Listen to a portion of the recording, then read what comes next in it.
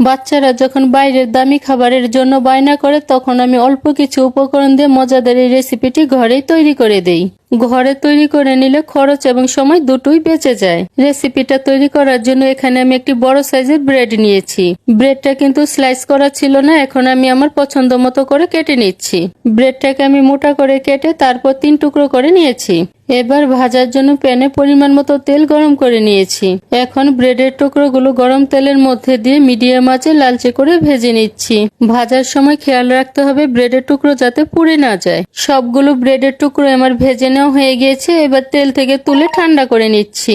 ব্রেডের টুকরোগুলো আমার ঠান্ডা করে নেওয়া হয়ে গিয়েছে। এবার বাচ্চাদের সুবিধার জন্য এর ভিতরে সাসলিকের কাঠি ঢুকিয়ে দিচ্ছি। এবার দোকানের লোক আনার জন্য এখানে আমি 1 বাটি ডার্ক চকলেট গলিয়ে নিয়েছি। এবার ভেজে নেওয়া এই ব্রেডের মধ্যে আমি ডার্ক চকলেটটা ভালো করে মেখে নিচ্ছি, আর নিচের অংশটা মাখবো না, এতে করে বাচ্চাদের হাতে লেগে যাবে। একটা ব্রেডের মধ্যে আমি ডার্ক চকলেটটা মেখে নিয়েছি, বাকিগুলো একই রকম ভাবে করে নিচ্ছি। সব শেষে দোকানের ফিলটা আনার জন্য আবার আমি হোয়াইট চকলেট দিয়ে ডেকোরেশন করে নিয়েছি। ব্যাস তৈরি হয়ে গিয়েছে অল্প কিছু উপকরণ দিয়ে ঘরেই দামি খাবার। রেসিপিটি যদি ভালো লেগে থাকে তাহলে ফলো এবং শেয়ার করতে ভুলবেন না।